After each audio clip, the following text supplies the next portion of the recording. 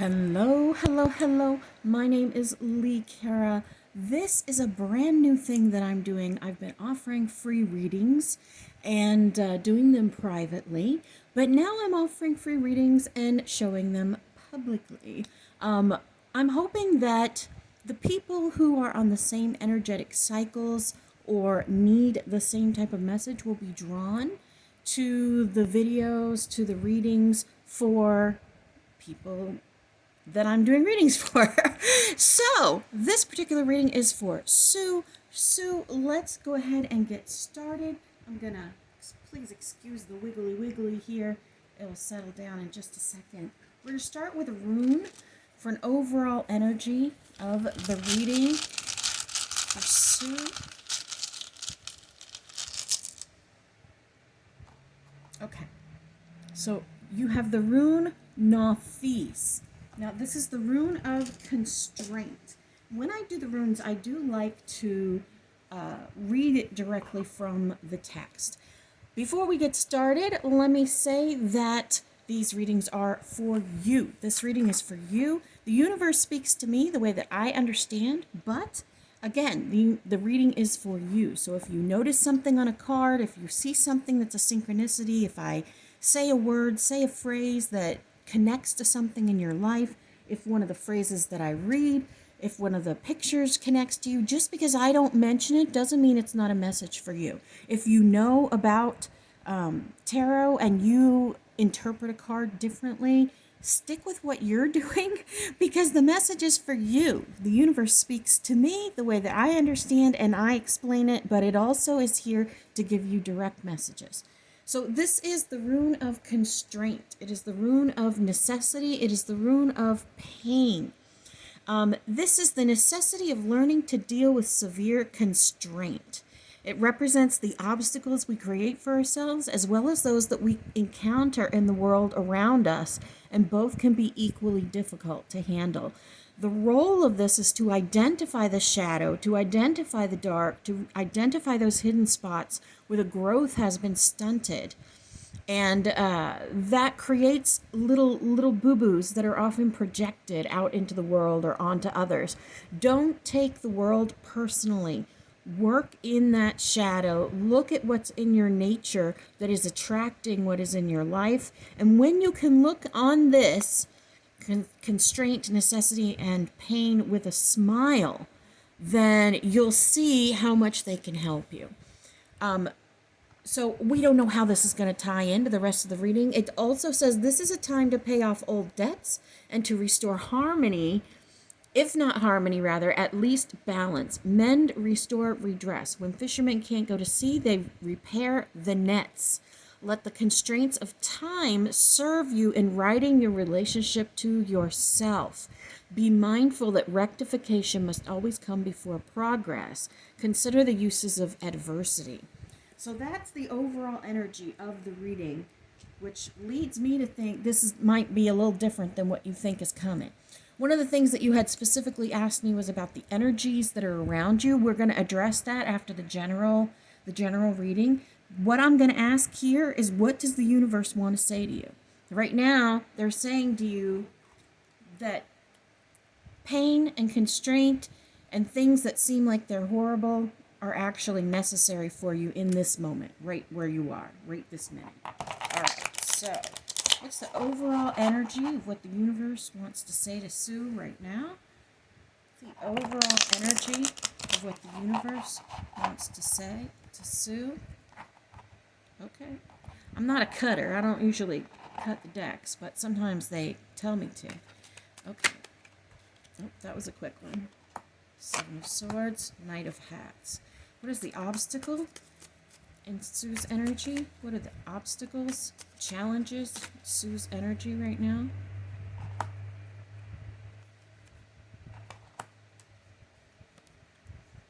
Interesting. How can Sue overcome these obstacles? How can Sue overcome these obstacles? Some overall advice for Sue.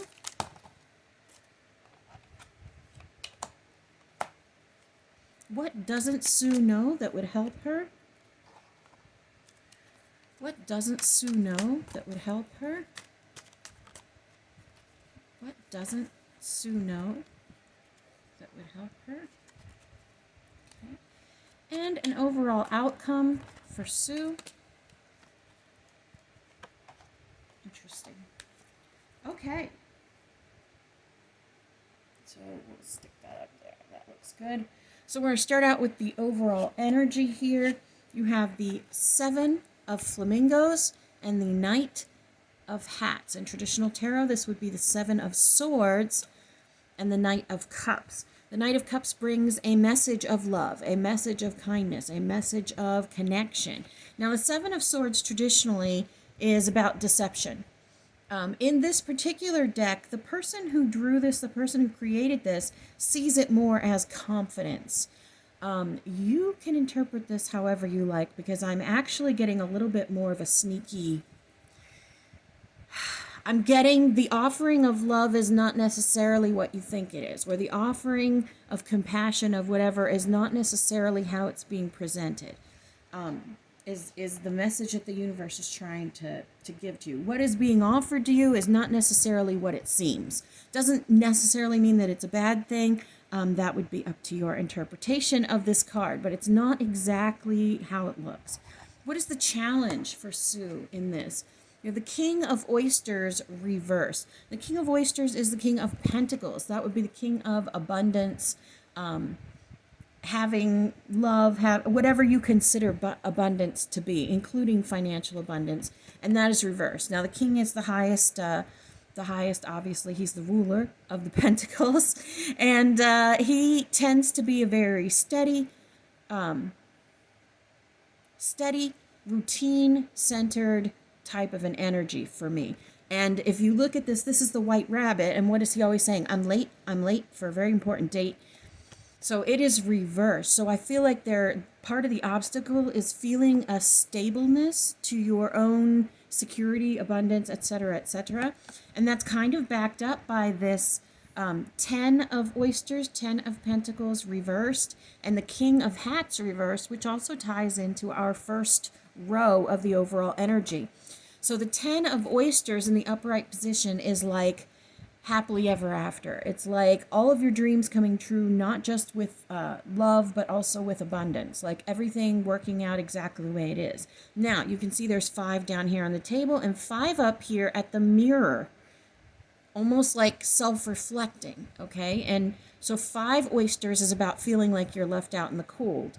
These 4 oysters here in front of the mirror, 4 oysters is kind of like the miser. It's like holding on too tightly to something that doesn't need to be held on to that way. And then you have this one little oyster over here. To me, that would be like the ace of oysters, like divine offering you an oyster. But you have this in the reverse as part of your challenge. And with that came the King of Hats reversed. Now, the King of Hats is the King of Cups, the King of Love. And while he is offering a cup of love, it tends to be a little bit wishy-washy. It tends to be a little bit detached, without compassion. It's love without the attached compassion and empathy for me. So the fact that it's reversed, these are 2 very good cards that are both reversed, along with another card, you know, your kings and kings around this, all in the reverse position. It kind of says to me, control. Control is an issue, either being out of control or not, or having too much control or not being able to gain control. How do you overcome this? The Star. The Star is healing. The Star is healing of the self. You can see this little griffin is like sleeping. The Star is energy of that self-healing. You can see by the flowing waters here. And with that, we have this 2 of peppermills, which is the 2 of wands. The 2 of wands is looking out over the horizon and has these 2 wands as in choices. And in this particular card, he's also holding a cup. So cups represent love. Now, that doesn't have to be love, romantic love. It can be love of family. It can be connections. It can be past connections. But basically, it talks about healing this space where a choice was made, this space where you're giving attention to one and not the other, healing a space of relationship, okay? Then we go down here to some advice for you. Some advice for you is the Chariot and the Three of Flamingos reversed. Now, the Three of Flamingos reversed is the Three of Swords. That is heartbreak. Normally, the swords are plunged into the heart. So this reversed, anytime a card is reversed for me, it's about overcoming it, or it's about the opposite. It's about you rejecting it, that sort of a thing. And the Chariot is about movement. The Chariot is about moving on. It is usually driven by the Emperor, and as you can see, you have the dark and the light here. The light one is ignoring Alice, and the dark one is obviously spying on her, right? With these three birdies in the back, which mean communication. And it's interesting that it's three because you have three birdies on this card. So to me, this is not about movement, communication in the form of moving forward, but rather to make a move to heal some sort of relationship, some sort of family relationship, even if it's just within you, the way that you're seeing it, the way that you are appearing to view it. Okay? The next question is, what does Sue not know that would help her? We have the Hanged Man, which is all about changing your perspective, looking at things from a different way. This one is a giant lobster wearing shoes, which is cute. And the Six of Hats. Six of Hats is the Six of Cups, and it is the card of relationships, of soulmates, of the past coming back, things from your childhood. And you can see that this little mouse is offering her a hat of love. So that's what you don't know that might help you. And an overall outcome that we have here, which I thought was really interesting, we have the Nine of Hats, which Nine of Hats is like being granted a wish. I call him that smug mother.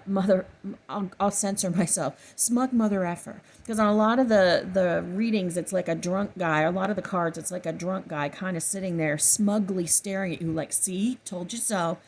So this energy from this card with the big old bird and the inkwell, so that's, again, communication. It seems like something that you walked away from, Eight of Hats reversed, was actually something important. Something that you cut out of your life for some reason was actually important. And you need to get back to it.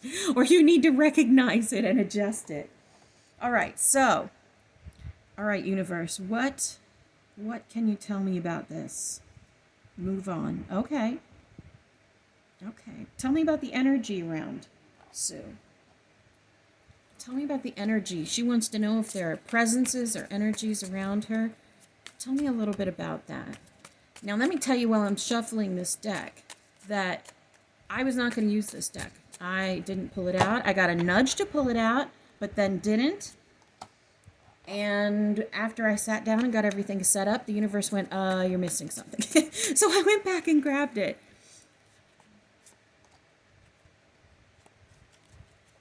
Okay. Tell me about the energies around Sue. All right, let's take a look at what came out. This is about the energies around you, the presences around you. It's what you specifically wanted to ask about. So let's start at the bottom and work our way up. We have the Ten of Wands. You can see there's like a little fox on there with his little king crown and a whole bunch of little ghosties around him and his snake down here at the bottom. Ten of Wands is about burdens, the burdens that we carry. It is, you can see all of these wands that he's trying to lift and carry with him. Depending on how the interpretation goes, it can be that you are carrying heavy burdens. It is also the last in the cycle of carrying heavy burdens of defense.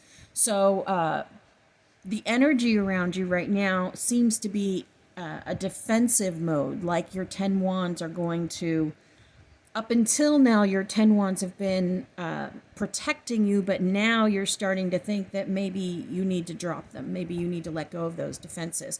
And this Hanged Man in the reverse position, which they all kind of flopped out, so who knows whether they're reversed or not.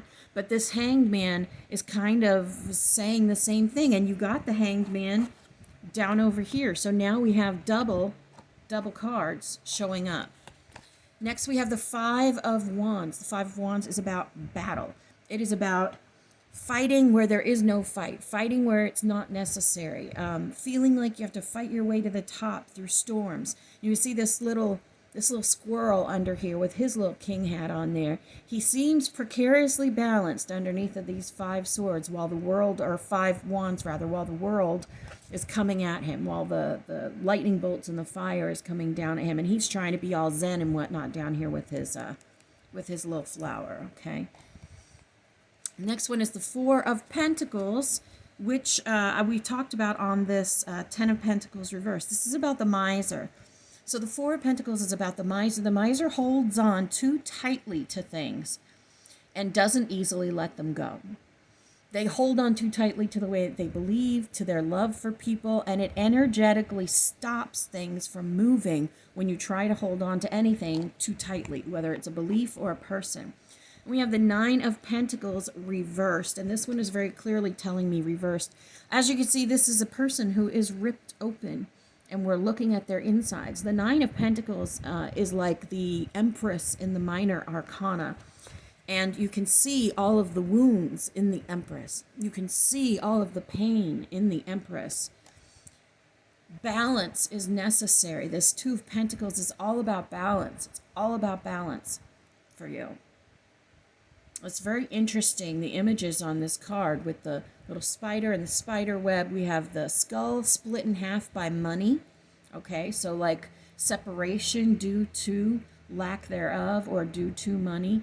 And all of this rain, like abundance coming from this money, is filing down on a cup that is turned upside down, like a refusal to accept it. And all of your little flowers, like in this 5 of Wands, the little flower, which is growing, all these little flowers are losing their petals, okay?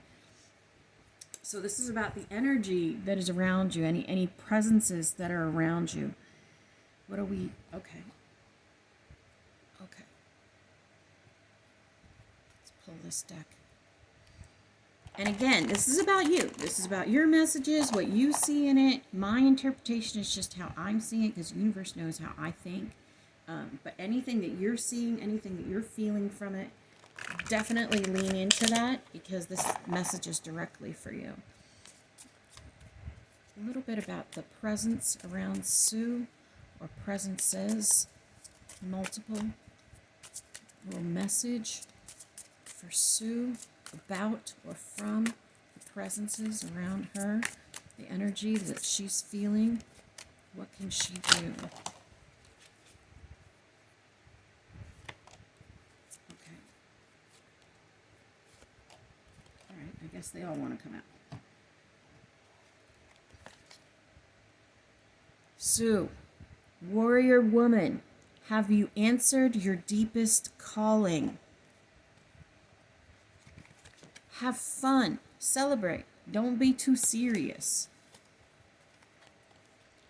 These 2 I wasn't going to pull out, but they insisted. Sisterhood of the Rose. Beauty, devotion, priestess, mystic, teacher, and the council of light. Divine orchestration and helpers in subtle realms.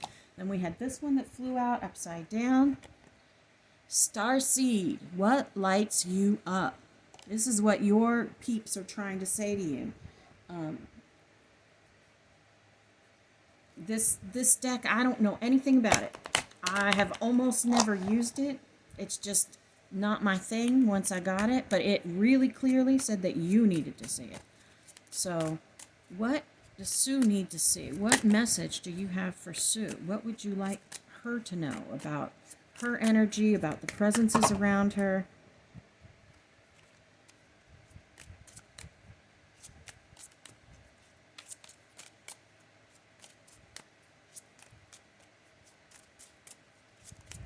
Is that it? That's it.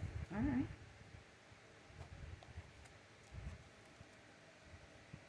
Dragonfly. A dragonfly in a blue triangle. Okay. Do another deck here. Message for Sue. What do you want to say to Sue? Is there a presence around Sue that wants to send a message? What does the universe want Sue to know? Just give me some deets. Give me the deets. I follow my own unique path with courage and strength. And if you see, we have two swirly paths, which actually, where was that? There we go. This was part of your how do you overcome. So if you look at the cards, you can see the similarities with the two paths, with the two peppermills, with holding, with the two crystals, right? Very interesting. And last but certainly not least, let's see what the kitties have to say. All right, kitties, what do you want to tell Sue? What you got to say to Sue, kitties? What's some overall goodness or message for Sue? Oh my goodness, Sue. For Sue, for Sue, for Sue. What have we got for the lovely Sue? Anything else, kitties? Anything else?